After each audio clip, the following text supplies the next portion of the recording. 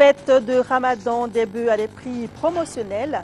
La troisième opération Ramadan a été lancée ce mardi par le ministre de tutelle pour mettre à la portée des Maliens des bœufs de qualité à des prix abordables sur 2 sites de la capitale. Nuit de la puissance ou du destin, la nuit de Laylatul Qadr est une nuit durant laquelle le Saint-Coran a été révélé au prophète Mohammed, paix et salut sur lui. La nuit de la destinée ou Laylatul Qadr, qui a lieu la 27e nuit du Ramadan, débute ce soir jusqu'à l'aurore. Nous y consacrons un dossier.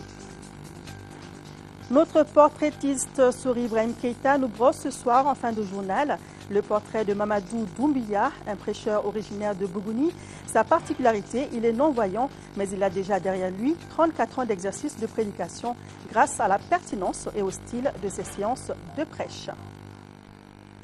Madame, Monsieur, bonsoir. En ce mardi 14 août, c'est avec plaisir que je vous souhaite la bienvenue à cette édition que nous ouvrons avec la fin ce soir ici à Bamako de la réunion extraordinaire du comité des chefs d'état-major de la CEDEAO.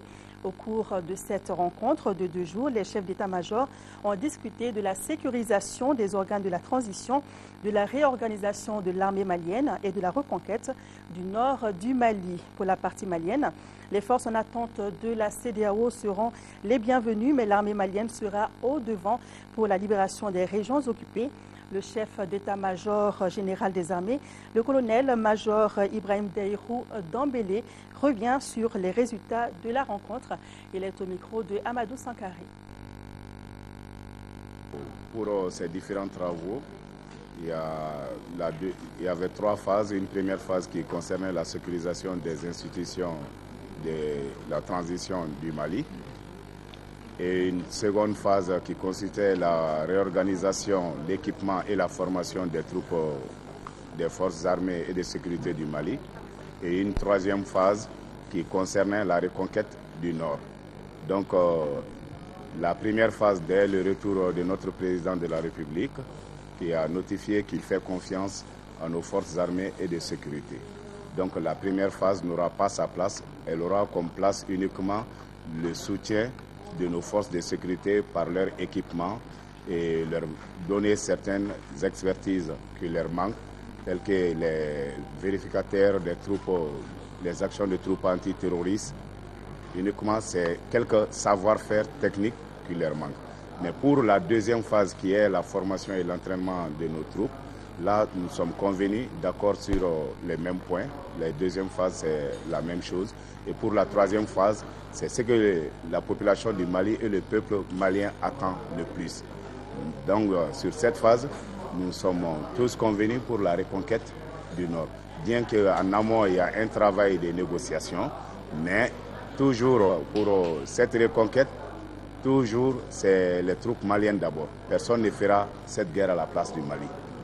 Mais les autres viendront en appui, surtout en aviation, en logistique. Après cette phase de planification, il nous reste à déterminer la quantité de forces dont on aura besoin. Donc en fonction de ça, ça pourra aller jusqu'à 2 bataillons, 3 bataillons sur le territoire malien pour la reconquête du Nord. Pas à Bamako, je précise bien, mais sur les premières lignes pour la reconquête au cas si les troupes maliennes ne suffiront pas. Vous pouvez prendre un bataillon comme 600 à 800 éléments. Ça dépend des pays. À l'instant donc, le chef d'état-major général des armées, le colonel-major Ibrahim Daïrou Dambélé, c'était à la fin des travaux du comité des chefs d'état-major de la CEDEAO qui vient de prendre fin il y a juste quelques instants. Dans l'après-midi, les chefs d'état-major de la CEDEAO avaient été reçus par le président de la République par intérim. C'était à la résidence de Diankounda Traoré, sous la houlette du général Pétirin, chef d'état-major général des armées nigérianes. Le comité est venu faire le point de la rencontre qu'il a eue avec les officiers d'état-major maliens sur la situation sécuritaire de notre pays. Une rencontre qui doit apprécier et adopter le concept d'opération militaire élaboré par l'état-major de la force en attente de la CEDEAO pour un éventuel déploiement au Mali. Écoutons le chef d'état-major général des armées du Nigeria au micro de Daouda Sidiki Diarra. Donc, au cours des 2 derniers jours, nous sommes en réunion ici une réunion au cours de laquelle nous avons échangé avec nos homologues de l'armée malienne. Donc pour voir au mieux comment est-ce qu'ensemble nous pouvons appuyer l'armée malienne pour relever les défis de sécurité qui se posent dans ce pays. Et pour ce faire, nous avons jugé pertinent de rencontrer son Excellence, Monsieur le Président, donc pour nous acquérir sa sagesse.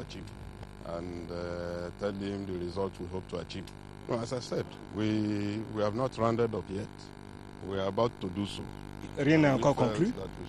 Nous sommes venus rencontrer son Excellence, Monsieur le Président, pour l'informer des avancées de nos échanges. Et comme je vous l'ai dit, dans ce processus, il s'agit surtout d'échanger entre pays membres de la CEDEAO avec les homologues également de l'armée malienne pour voir comment est-ce qu'au mieux nous pouvons remplir cette mission commune. Voilà à l'instant le porte-parole des chefs d'état-major de la CEDEAO qui ont donc bouclé leurs travaux ce soir même ici à Bamako. Et puis notez qu'au courrier départ de la présidence, le président de la République par intérim a adressé un message de condoléances au président de la République islamique d'Iran. Dans ce message, le président de la République exprime donc au peuple frère d'Iran et au président sa profonde solidarité et les sincères condoléances des Maliens suite aux pertes en vie humaine et les énormes dégâts matériels provoqués par le double séisme qui a frappé le nord-est du pays. C'était le 11 août dernier. Nous restons dans la politique. Le mouvement populaire du 22 mars, MP22, était face à la presse ce matin. C'était pour donner son point de vue sur la composition d'un gouvernement d'union nationale. Entre autres questions que nous découvrons avec Adama Tangara. Cette conférence de presse du mouvement populaire du 22 mars, MP22, porte sur une question importante pour notre pays. Il s'agit de la formation d'un gouvernement d'union nationale. Selon le MP22, les forces vives de la nation étaient unanimes pour une concertation nationale avant la formation d'un gouvernement d'union nationale. Ils pensent donc que le traitement d'une crise aussi profonde nécessite l'implication du peuple tout entier dans sa résolution à travers une conférence nationale souveraine. L'assainissement de l'État et de toutes les institutions est une condition majeure. Il ne saurait être mené à terme à la satisfaction du peuple qu'à condition d'être conduit par des hommes et des femmes intègres, investis de la confiance et de la légitimité populaire. Je dis clairement à RFI, pas de participation au gouvernement avant la convention. Et les gens disent, vous voulez pas donc du gouvernement, vous ne voulez pas rentrer dans le gouvernement. Non, non, non, on veut rentrer dans le gouvernement. Hein. On veut bel et bien rentrer dans le gouvernement.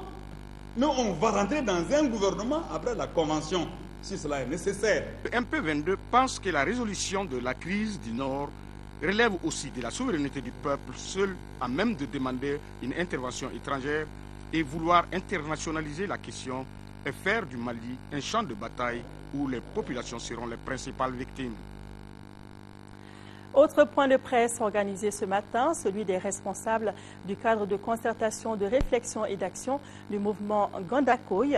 C'était pour faire part de leur stratégie pour une libération rapide des régions occupées du Nord. C'était au CICB.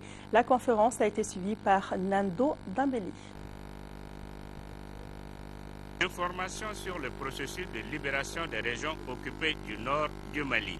C'est le thème central de ce point de presse au cours duquel les responsables du cadre de concertation, de réflexion et d'action Gandakoy ont porté à la connaissance des hommes des médias les dispositions prises par le mouvement Gandakoy en tandem avec l'armée pour la libération sans condition des zones occupées du Nord. Nous avons des mouvements de résistance qui, depuis des mois, sont en train de travailler en étroite collaboration avec l'armée malienne.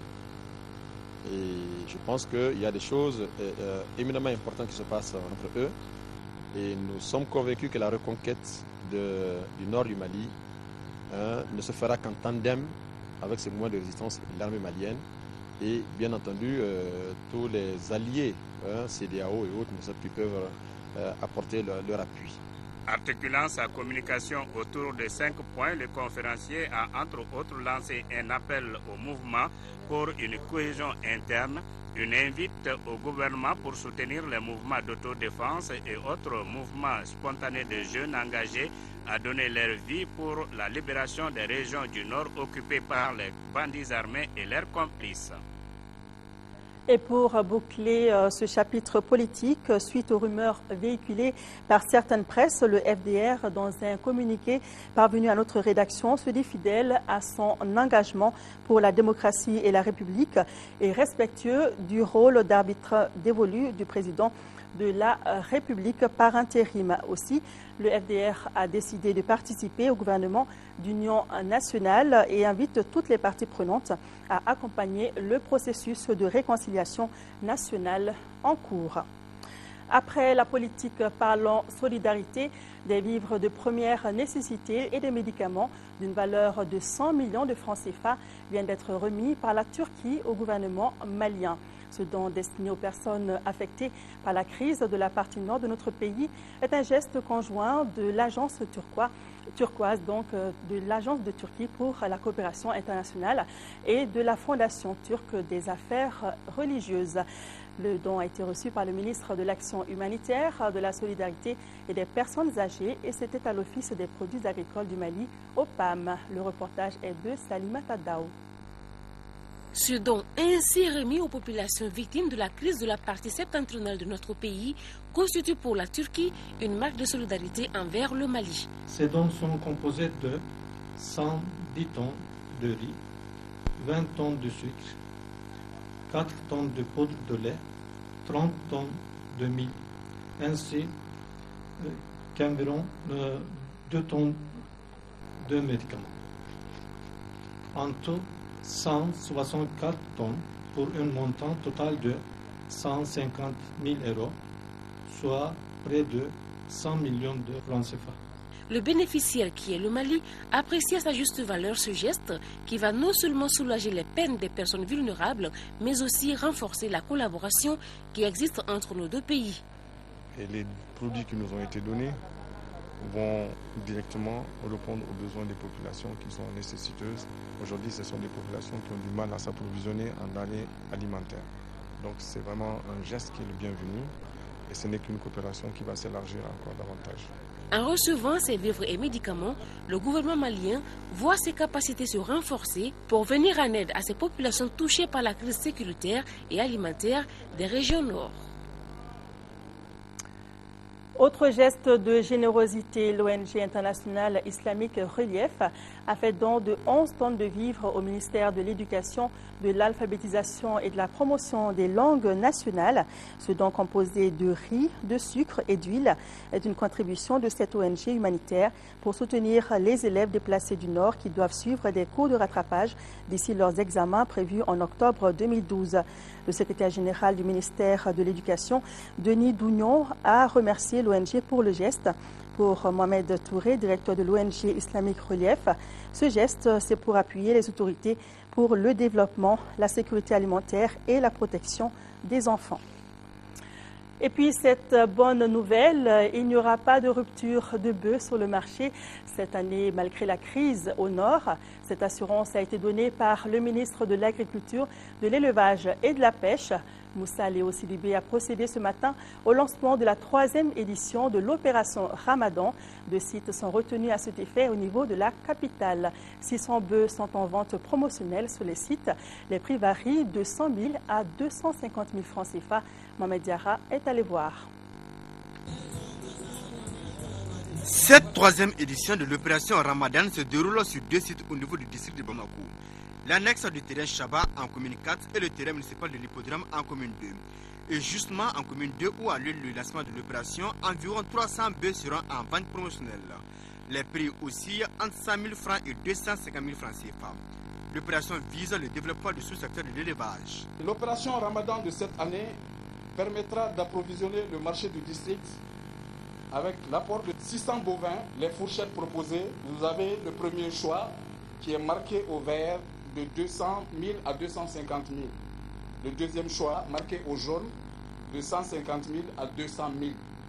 Le troisième choix, c'est de 100 000 à 150 000. Au dire des techniciens, ces animaux obéissent aux normes zoosanitaires. Ils proviennent des zones d'intervention du pas des eaux. Ici, la qualité et le prix font bon ménage selon le ministre en charge de l'élevage. Aujourd'hui, la problématique des prix est un casse-tête pour le gouvernement du Mali et nous prenons des initiatives pour que les prix soient les plus abordables possibles pour la population. Et très souvent, on a observé que le ramadan a été utilisé par les intermédiaires et d'autres couches pour enchérir les prix et ils deviennent ainsi hors de portée de la population, de la grande partie de la population. Donc cette opération est une espèce de régulation du marché. Le ministre a levé toute équivoque par rapport aux menaces qui pèsent sur le cheptel. Les mesures sont prises pour un approvisionnement correct du marché à bétail. Le marché est bien approvisionné. Vous avez d'abord un premier lot de bovins qui sont arrivés et les autres sont en cours de route. Et nous avons fait de telle manière qu'au fur et à mesure des ventes, que les rentrées de nouveaux bovins alors puissent encore regorger le marché. Donc c'est fait de telle manière que l'approvisionnement puisse être constant. Cette opération est rendue possible grâce au soutien financier de la BMS qui a mis à la disposition des 23 sociétés coopératives la somme de 80 millions de francs CFA. Mais pour le moment, les clients ne se bousculent pas dans ces différents points de vente promotionnels. Voilà des bœufs, il y en a pour toutes les bourses. Sur un tout autre sujet, au siège de l'Union européenne à Bruxelles, le deuxième vice-président de l'Assemblée nationale a largement défendu la cause du Mali. Assarid Ag Imbarkawan a éclairé la lanterne des parlementaires de l'Union sur la crise de son pays, tout en montrant sa position par rapport au mouvement rebelle dans le septentrion. Un motif de satisfaction pour l'ensemble du pays. La population de Ditoumou l'a manifesté à travers une remise de trophée à l'honorable Imbarkawan en recevant le prix des mains du ministre de tutelle, Diallo Fadima Touré. L'heureux bénéficiaire a promis de rencontrer dans les jours à venir la population de Ditoumou en guise de reconnaissance. En Tunisie, les femmes sont descendues dans les rues pour défendre leurs droits. Les Tunisiennes ont manifesté hier, lundi 13 août, dans les rues de Tunis, la capitale.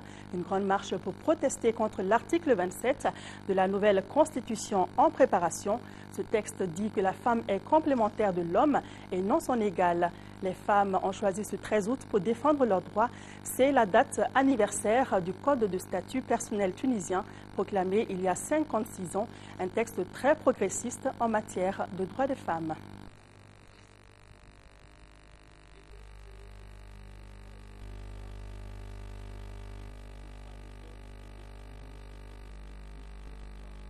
Une mobilisation pour le respect des droits de la femme et contre les islamistes au pouvoir. Car selon les manifestants, cette égalité est menacée par un projet d'article de la future constitution qui place les droits des femmes sous le principe de la complémentarité avec l'homme.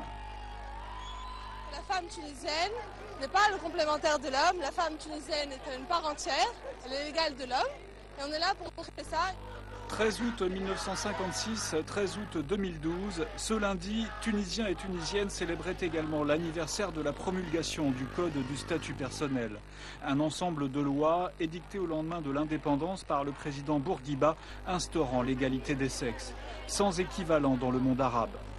Le parti islamiste Ennahda, aux commandes du gouvernement avec deux formations de centre-gauche, assure qu'il est attaché au principe d'égalité, mais il est soumis à des pressions croissantes de la part des plus radicaux. Réunis au Palais des Congrès, militants des droits de l'homme et des droits des femmes ont fait savoir qu'ils restaient vigilants. Ce rassemblement est extraordinaire. Il nous donne de l'espoir pour l'avenir, car hommes et femmes disent ensemble qu'il n'est pas question de franchir la ligne rouge des droits de la femme. L'article incriminé n'est pour l'instant qu'un brouillon qui doit être soumis à l'approbation des députés de l'Assemblée constituante. La Constitution tout entière doit elle-même être adoptée à la majorité des 2/3, vote qui, selon toute vraisemblance, ne devrait pas avoir lieu avant février 2013. Retournons à Bamako pour ouvrir notre premier dossier du jour, la nuit de la destinée ou Laylatul Qadr, qui a lieu la 27e nuit du Ramadan, débute ce soir jusqu'à l'aurore. C'est une nuit durant laquelle le Saint-Coran a été révélé au prophète Mohammed, paix et salut sur lui. Pendant cette nuit sublime, les musulmans récitent le Coran, implorent Dieu et font beaucoup de prières. Elle est considérée comme la nuit la plus bénie des nuits de l'année. Tout de suite, le dossier de Daouda Sidiki Diarra. والكتاب المبين إنا أنزلناه في ليلة مباركة إنا كنا منذرين. Appelée nuit du destin ou encore nuit de la puissance, Laylatul Qadr est l'une des nuits de la fin du mois de Ramadan considérée comme bénie chez les musulmans. C'est durant une des nuits de l'an 610 de l'ère chrétienne que le Saint-Coran fut révélé au prophète Mohammed, paix et salut sur lui, pendant le Ramadan. Jibril est venu avec la sourate Inna anzalnahu fi laylatil qadr wa ma adraka ma laylatul qadr, laylatul qadri khayrun min alf shahr. Ô Mahomet, on t'a donné une nuit qui vaut mieux que 1000 mois. Donc, toi et ta communauté, vous avez été privilégiés par, n'est-ce pas, l'octroi de cette nuit-là. Laylatul Qadr khayrun min alf shahr. Ko Laylatul Qadr mino shukele dima. Shukele ibi sambisegi ani sawolwa sambisegi nani ibi obaraje sura honona. Il est préférable de chercher la nuit d'Al-Qadr dans les 10 derniers jours impairs de ce mois sacré. Quant à la détermination ou à la fixation des dates de la nuit de la destinée, les avis sont partagés. En fait, il y a pas mal de hadiths, pas mal de propos authentiques du prophète sallallahu alayhi wa sallam qui certifient, qui identifient que c'est la 27e nuit. Il y a Ubay ben Ka'b aussi qui gérait souvent, qui gérait d'Allah, au nom d'Allah. Je sais que la nuit, Laylatul Qadr est la nuit du 27. Donc il y a pas mal, il y a plus de 30 hadiths authentiques autour de la 27e nuit du Ramadan. Donne-moi où il y a recherche de quai. Recherche mi sabatile de New York Chokotala. Sura Mimi Digano Inna Anzalnahu. Laylatul Qadr mo répété le doigt qu'on a saba. Au secret. Inna Anzalnahu fi Laylatul Qadr. وما أدرك ما ليلة القدر ليلة القدر ليلة القدر توف ريبيتي لو سورة إنغونو شنيا سبا ليلة القدر أبيبل سجنيندي كونوتون ديما نيكو ليلة القدر ليلة ويسجنيندي ندوري القدر ويسجنيندي ناني دونك ليلة القدر بيبل سجنيندي كونوندوما كونوندون سجي ورما سبا ودي بيبل مكانو ولو فلاما donc adum mo répéter le doigt qu'on a chez saba obi wole ko sirrul huruf secret mi lettre là. Que faut-il dire et faire au cours de cette nuit sublime durant laquelle la lumière coranique est descendue sur le flambeau qui a éclairé le prophète paix et salut sur lui? Amba Aïcha alakara nyinga ko ni Laylatul Qadr alakara na sera ko nga bunge alakara ko ni ya shudo kika fo Allah innaka afuwun karimun tuhibbul afwa fa'fu anna ala e ya fa masai e masa fon sireye ala fon sireye ne me ka ya fama ala mana yafi ma kaka fon sireye de yelika fo to boble ala abunya fanye kada kada ba fanye kwa shukele kono na ko jibril bi jikitana zalul malaikatu ko mi la ko bi jigi sangolo bi de la do ko bi jigi ni kishi ni adongele temena ka jurbo to ma mena yafa choko to tiga jurbo na bli. Dans la dite nuit, le prophète nous dit sallallahu alayhi wa sallam man qama laylatul qadri imanan wa ihtisaban ghufira lahu ma taqaddama min dhanbihi. Celui qui observe la nuit de laylatul qadr en adorant Allah subhanahu wa ta'ala avec beaucoup plus de détermination et dévotion, Allah expira et pardonnera tous ses péchés. La 97e sourate appelée la destinée est composée de 5 versets coraniques d'inspiration mecquoise. Une bonne prière à tous les musulmans et que Dieu accepte nos prières. Son état non-voyant, sa vocation prêcheur et donc guide religieux, même s'il se considère lui-même comme perpétuel élève à l'école des érudits, il a derrière lui 34 ans d'exercice de prédication. Venu de Bruni pour un court séjour à Bamako, il y réside depuis plus d'un demi-siècle maintenant. Mamadou Doumbia, un prêcheur pas comme les autres, converge bien des oreilles en ce mois de Ramadan à cause de la pertinence et du style de ses séances de prêche. Notre équipe de reportage l'a suivi pendant 2 jours à la faveur de Laylatul Qadr, la nuit du destin. Portrait de l'homme avec Sori Ibrahim Keita.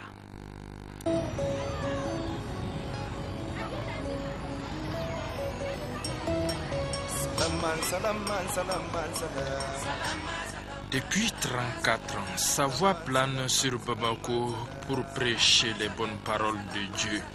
Lui-même se définit comme partisan des vérités crues qu'il balance à l'appel avec une énergie vocale rarement égalée. Voilà l'inimitable Mamadou Doumbia. Et s'il n'est pas un saint, il reste tout comme dans l'imaginaire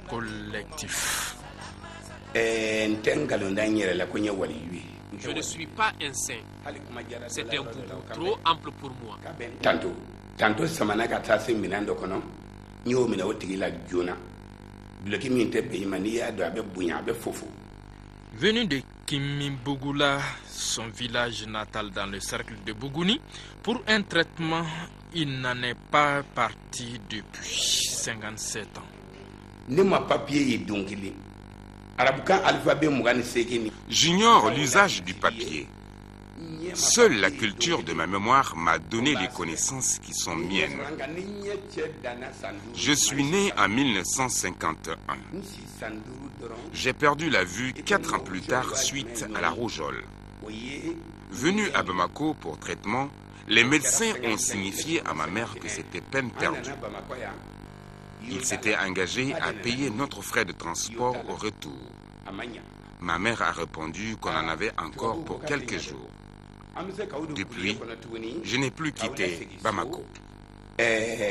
Atna passé bo olante nya ko ntanya bleo mbako ko ko kuluwela segini ko kadi konga kaya to e kambe do woni nge Bamako ya ambo de Bamako sigilani. Ces maîtres coraniques, ils sont 4 ou 5 au total. Entre autres, Bourama Bagayogo le premier, Tibou Soumari. Ces idoles, Min Samori, aveugle comme lui, et Fodé Moussa notamment, tous prêcheurs. Si le prédicateur a eu ses maîtres coraniques grâce, dit-il, à l'insistance de l'entourage féminin de Baawa, sa mère, par contre, pour les prêches, Mamadou Doumbouya se révèle un vrai self-made man. On n'apprend pas à quelqu'un à prêcher. C'est un exercice de vocation. Mes amours et Fodé Seydou en sont mes idoles.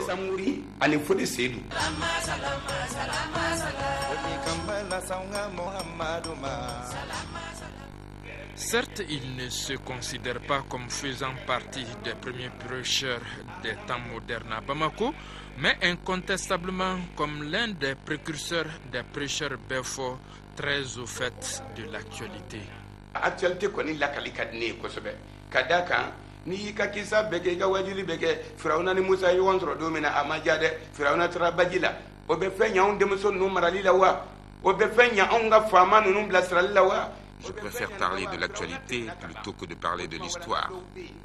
J'aborde le quotidien.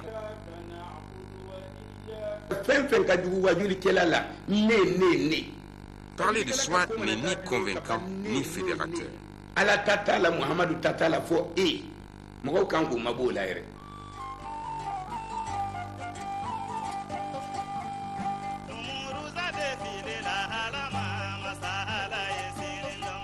Mbo fana fina o choko kele na neni fama ma de liga kuma de awo nasra fama mi mane furubason misri jamala. Je ne connais aucun pouvoir aux riches, sauf s'il m'aide par personne interposée.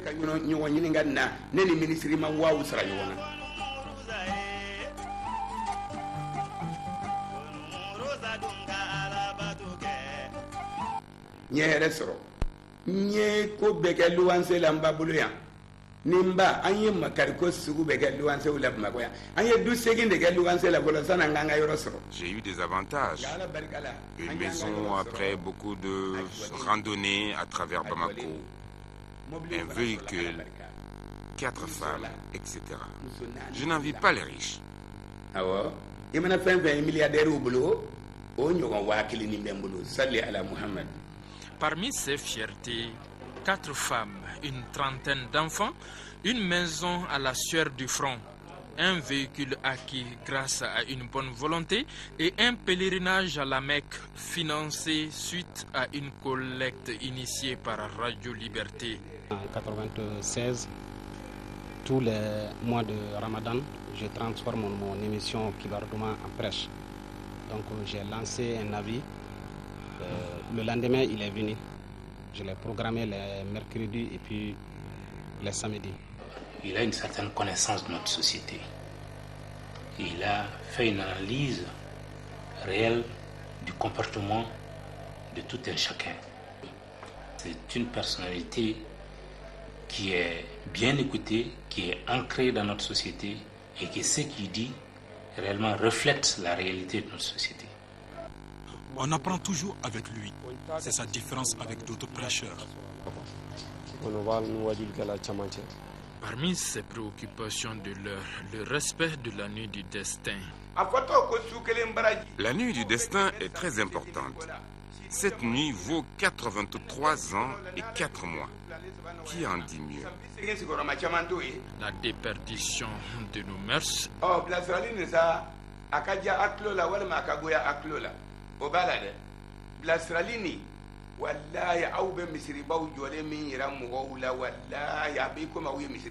Vous pouvez aimer ou non ce que je vais vous dire. Si vous véhiculez des informations saines, vous aurez les récompenses proportionnelles à celles des réalisateurs de ces bonnes œuvres que vous montrez. De même pour les informations de perversion, là, vous irez dans l'enfer.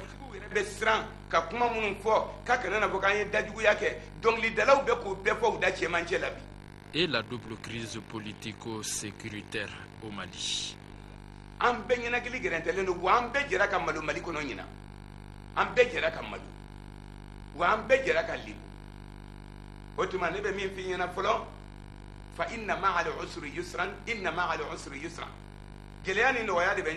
Avec ce qui s'est passé cette année au Mali, nous avons été tous humiliés.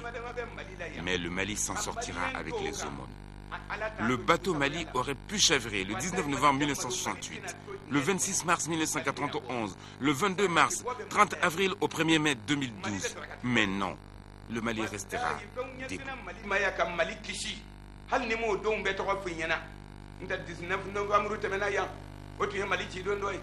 26 mars temena ya otu ye Mali ci don doy ñina 22 mars otu ye Mali ci don doy 30 avril 1er mai ñina ni betu ye Mali ci don doy ala ye munun shi banga bena ulu tara anta ka tola kalini aya jija sarakati bola aka yati medew na hine ka cesato muso ñegice. La vraie passion, c'est une quête, pas une pulsion, un emportement, un instinct de chasseur. Mamadou Doumbia en est une illustration parfaite. Subhana rabbika rabbil izzati amma yasifuna wa salamun ala al-mursalin.